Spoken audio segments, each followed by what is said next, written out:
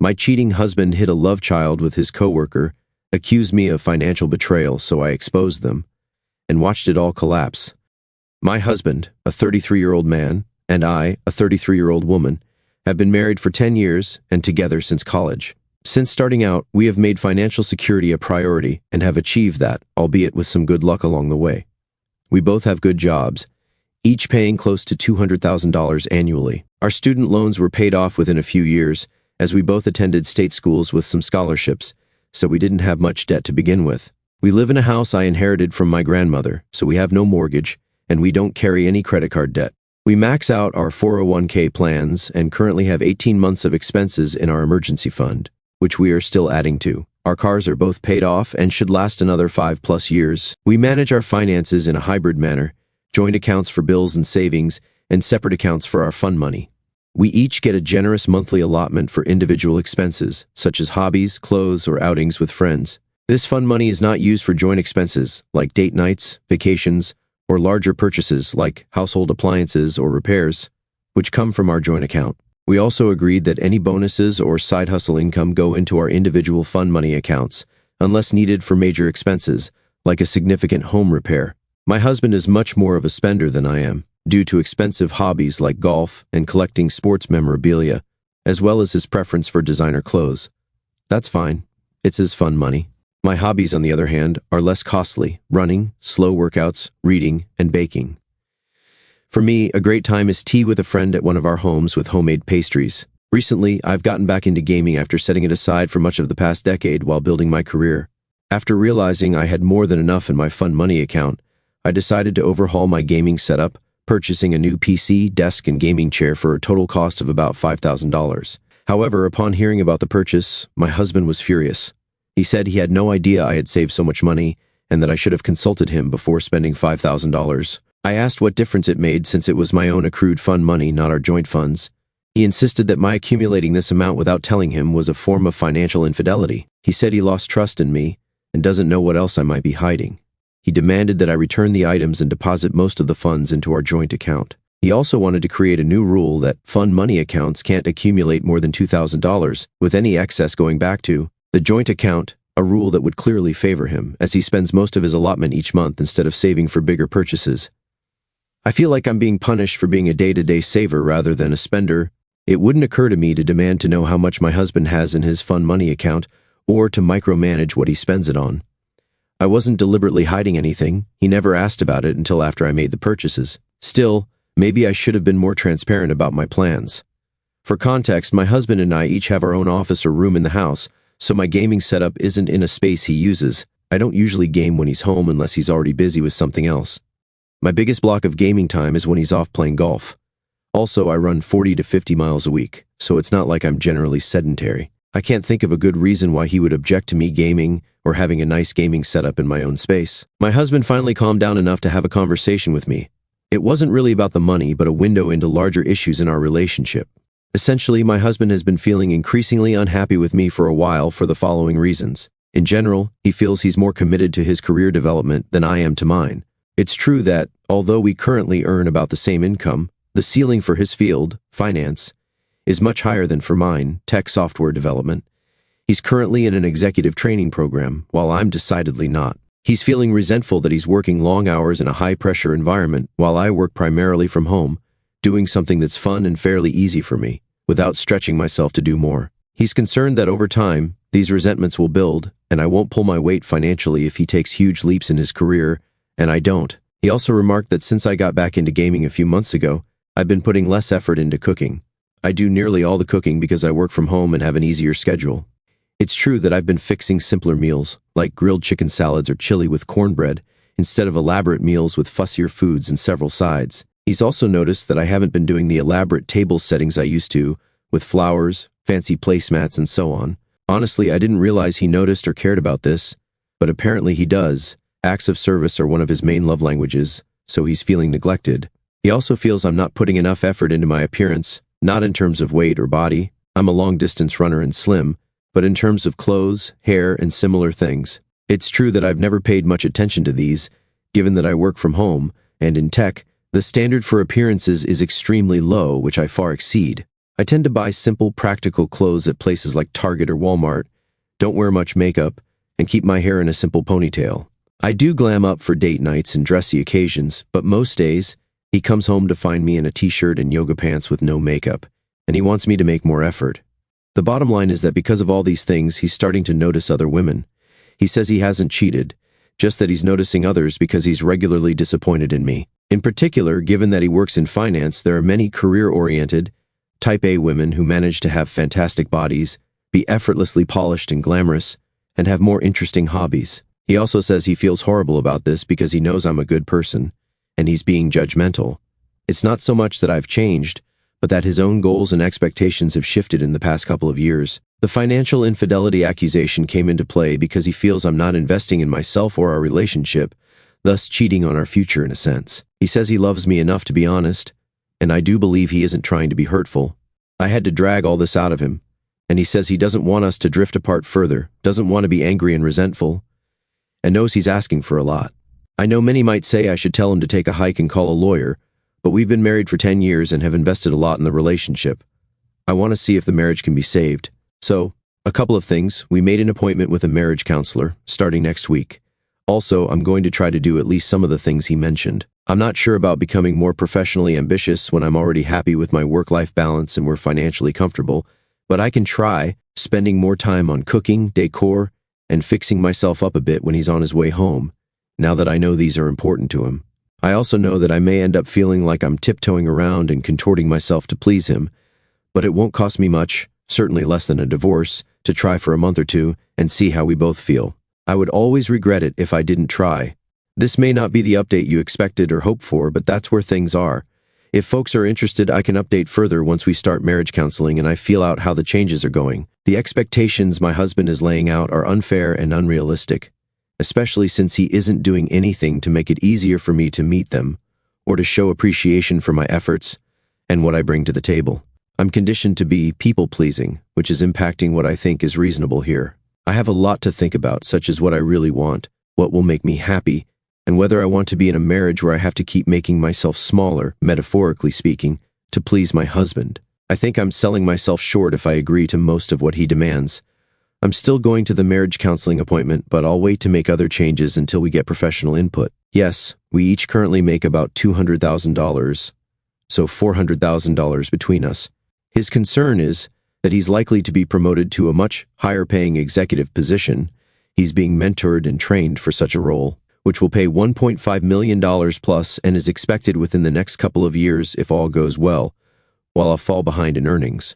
Granted, we don't need the money for anything, as we have no debt, don't have and aren't planning on having kids, and already have close to $1 million in retirement savings with 30-plus years left to work. But he feels I'll be riding his coattails, taking advantage of him, or coasting while he works harder with longer hours. In terms of meals, yes, I do all the prep, cooking, table setting, and cleanup.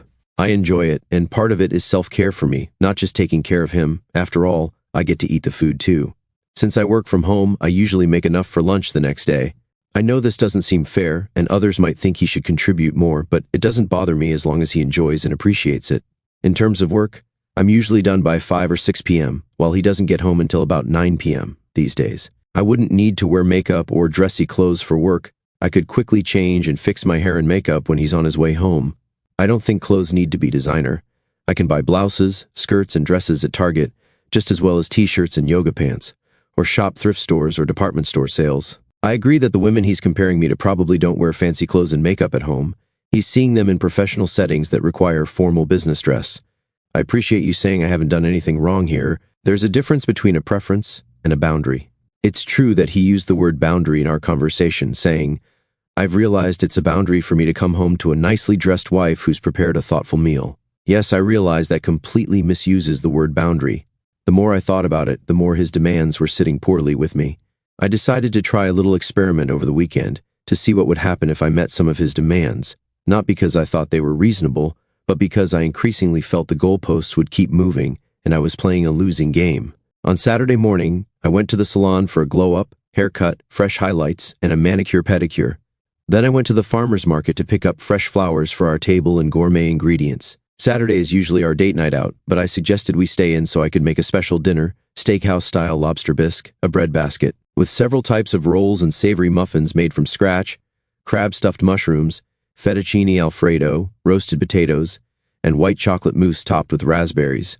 I wore a lavender, his favorite color, on me, sheath dress, high heels, and fully done hair and makeup. I did all the serving and cleanup. For all that, I got a lukewarm thanks, it was tasty, and a kiss on the cheek. On Sunday we usually go out, but he suggested I make brunch at home, so I made French pressed coffee, mimosas with fresh squeezed orange juice, Belgian waffles with a bananas foster, topping, eggs scrambled with parmesan and fresh herbs from our garden, roasted fingerling potatoes, and maple glazed bacon. I wore a blue sleeveless sundress with sandals, again with done hair and makeup. Again, I did all the serving and cleanup. I got a thanks, it's good, and no help. Afterwards, I asked if this was what he had in mind when he critiqued me. He said it was a start, but that I was acting entitled for wanting credit for basic adulting. Then he dropped a bombshell. He was being hard on me because he realized I had a lot to make up for due to being a low-value woman. I asked what he meant, and he said it was because I wasn't a virgin when we met. Keep in mind, we started dating at 21. Neither of us claimed to be virgins or stated that as an expectation, except for very religious people, which neither of us is. I don't think most 21-year-old college students are virgins. I was upfront with him that I'd had 2 previous partners, my high school boyfriend, who I parted ways with when we went to different colleges, and another boyfriend in my first year of college. Both were committed relationships, nothing casual. He then said that because of my low value, I'd need to make it up to him for the rest of my life, that I didn't deserve monogamy or equal treatment, and that I was lucky anyone wanted to marry me. He added that he's connected with someone from work, and if I wanted to keep him, I'd better step up.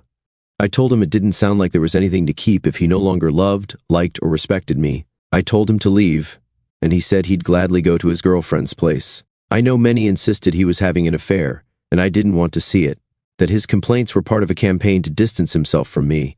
I feel foolish for thinking he was just stressed at work or genuinely wanted to work on our marriage.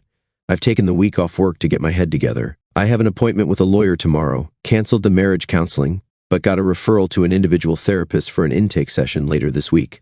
He and his girlfriend are coming this evening to get more of his clothes and things, so I have to brace myself for that. Please be assured I don't think I'm low value in any way. I let my husband make me think less of myself briefly, but now I see it was his problem. We clearly don't share the same goals and values, and he's become someone I don't recognize. I know the divorce won't be easy, but I'll be okay. He was supposed to come get his stuff on Tuesday evening, but he canceled last minute because Amy, his girlfriend, wasn't feeling well. Some commenters called it, "she's pregnant." He confirmed this via text, so I have proof of the affair in writing. I didn't want him jerking me around on the schedule, so I told him I'd pack his stuff and arrange movers. I think it's better this way. I didn't want him or them in the house. I had a friend come over on Tuesday, and we packed his clothes and personal effects. Movers came yesterday and took the boxes and furniture he wanted, just his home office items and dresser, as Amy's apartment is small. I provided a detailed inventory and photos, which he approved, so he can't claim I damaged anything. Yesterday I went to the clinic for STD tests, results in a week, but thankfully, no symptoms. I met with my lawyer, who said I have a good case for adultery and mental cruelty if needed, at minimum as leverage for a quick settlement. I locked down all finances within the lawyer's parameters so he can't empty joint funds or take anything that's mine, changed account beneficiaries, and changed the house locks. I'm taking commenters' advice and getting rid of the bed and bedroom furniture I shared with him. I'm donating it, someone's picking it up this afternoon, and I'll redecorate the bedroom to my taste. I'm staying in a guest room for now. I'm also taking a spa weekend away, leaving tomorrow morning and back Sunday night, for a change of scenery before returning to work next week. Yes, even after buying the gaming setup, I have plenty of fun money left for the lawyer's retainer, redoing the bedroom, and the getaway with plenty left over. Frugality pays off. I'm doing better than expected and realizing more each day that it wasn't a good marriage. At least not for the last couple of years when he expected me to do everything around the house and all the emotional labor with no help and little gratitude. Amy's in for a ride. Thank you all for the support. I'm getting ready for my spa weekend, so apologies if I haven't responded to comments or messages, but I'm grateful. Hopefully no more notable updates for a while. I just want a smooth divorce and to move on. Keep your fingers crossed for me. Following my rejuvenating spa retreat, I immersed myself completely in the intricate legal proceedings surrounding our divorce settlement, working closely with my attorney to navigate every detail during this critical period. I made the conscious decision to maintain silence on social media and avoid any public commentary, recognizing the potential complications that could arise from discussing ongoing legal matters. The process, while emotionally draining, progressed with remarkable efficiency. To my relief and satisfaction, we managed to reach a comprehensive agreement in record time. The contract has been fully executed and now awaits only the formal court hearing scheduled for several months ahead.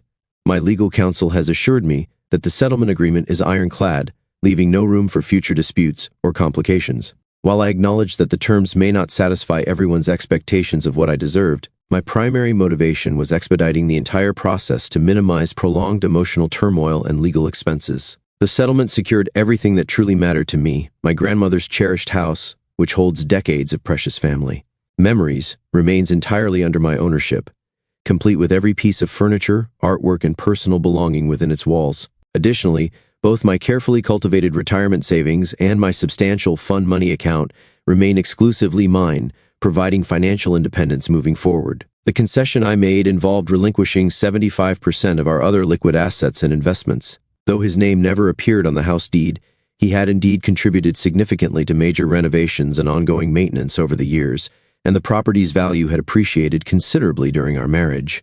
This arrangement felt fair under the circumstances. Given my naturally frugal lifestyle and proven ability to save consistently, I'm confident in my capacity to rebuild our financial reserves relatively quickly. Most importantly, our agreement explicitly states that neither party has any claim whatsoever on the other's past, present, or future income streams. This clause provides me with tremendous peace of mind, ensuring that should he encounter career setbacks or job loss in the future, I bear no financial responsibility for alimony payments. This arrangement offers me both security and complete financial freedom moving forward. Our state allows divorce on mutual consent grounds, enabling a quick divorce without a legal separation period if we agree on finances and assets. Given Amy's pregnancy, my soon-to-be ex, let's call him Joe, yes, like the psychopath in you, was also motivated to avoid dragging it out. Now for the real dirt. Last weekend, after the papers were signed, Amy reached out, asking to meet and talk. Perhaps I should have declined, but I was curious about this 24-year-old prodigy and, until recently, virgin affair partner. So, I agreed to meet her for lunch. First, Amy is very pregnant, third trimester, due in mid-October, meaning the affair started much earlier than Joe admitted. It's water under the bridge since the divorce is nearly final. After polite but chilly pleasantries, she asked when I'd be moving out of the house, as Joe had been patient giving me time to get my life together, and her apartment is small, needing space for the baby. I told her the house is mine, inherited from my grandmother, and asked what else Joe had told her about me and our marriage. Lie after lie, Joe's lies, tumbled out, mixed with bits of truth. They met at work a year ago, interviewing for the executive training program they're now in. Amy said they became friends before getting romantic. Joe told her he was legally married, but that we'd been separated in spirit and living separate lives since 2020, and he didn't want to kick me out during the pandemic because I didn't make much money. He claimed we met in our early 20s when he mentored me in a GED prep program, that I was a high school dropout struggling with addiction, and he rescued me, helped me get clean, tutored me for my GED, and supported me through college classes. He said I was prepping for an IT career, making $45,000 as a help desk technician, and he wanted to ensure I could afford a studio apartment. He also said we separated because I relapsed, and he couldn't have a meaningful relationship with a drug addict. All lies. My drug history is occasionally sharing a joint in college. Maybe 4 or 5 times, nothing harder. Amy was indeed a 24-year-old virgin prodigy, though dismayed, Joe told me that. She said it wasn't moral, just that she focused on school and work, and guys her age wanted casual hookups, which she wasn't into. Joe took time to get to know her for a meaningful relationship. I asked if the pregnancy was planned. She said no, but it was a miracle because Joe had a vasectomy, so they kept the baby. No, Joe never had a vasectomy. We planned to be child-free, and he refused it, leaving birth control to me. Looking back on this entire situation with Amy, I find myself harboring absolutely no resentment or anger toward her whatsoever. In many ways, she appears completely innocent in this tangled web of deception that Joe so masterfully orchestrated. Those of us who have navigated the treacherous waters of adult relationships and experienced the harsh realities of romantic betrayal might immediately raise red flags when encountering a man who claims to be separated from his spouse while continuing to share the same household. We've learned through painful experience to question such convenient narratives and recognize the warning signs of emotional manipulation. However, when I consider Amy's complete lack of dating experience and her sheltered background in romantic relationships, I can genuinely understand how she might have accepted Joe's elaborate fabrications at face value. Her trusting nature, combined with her inexperience in recognizing the typical patterns of unfaithful partners, created the perfect storm for Joe's calculated deception to succeed. I harbored no ill feelings toward her reluctance to immediately believe my version of events during our uncomfortable lunch meeting. After all, she had invested an entire year of her life building what she believed was a meaningful relationship with Joe and now found herself 7 months pregnant with his child, emotionally and practically committed to a future she thought they would share together. Her world had been built upon his carefully constructed lies, and my sudden appearance threatened to shatter everything she believed to be true. During our conversation, I made the deliberate choice to present concrete evidence rather than engage in heated arguments or emotional appeals. I quietly retrieved a treasured photograph from my phone, one showing me as a carefree teenager standing proudly beside my beloved grandmother in front of the very house that Joe had claimed belonged to him. I also pulled up my comprehensive LinkedIn profile, allowing her to see with her own eyes my actual educational background, professional accomplishments, and current high-level position in the technology sector. After presenting these undeniable facts, I told her with genuine sincerity that she should process this information however felt right for her, make whatever decision seemed best for her future and that of her unborn child. I offered her my heartfelt wishes for her safety, health, and happiness, then quietly excused myself from what had become an incredibly surreal and emotionally charged encounter. It was odd, unexpected, and surreal. I'm not sure if I'll update again, maybe in a year, after processing with therapy and hopefully living my best life. Joe and Amy must find their path. I hope she wises up and leaves him, but I'm not confident. He'll likely spin this in his favor as he does, but it's not my problem anymore.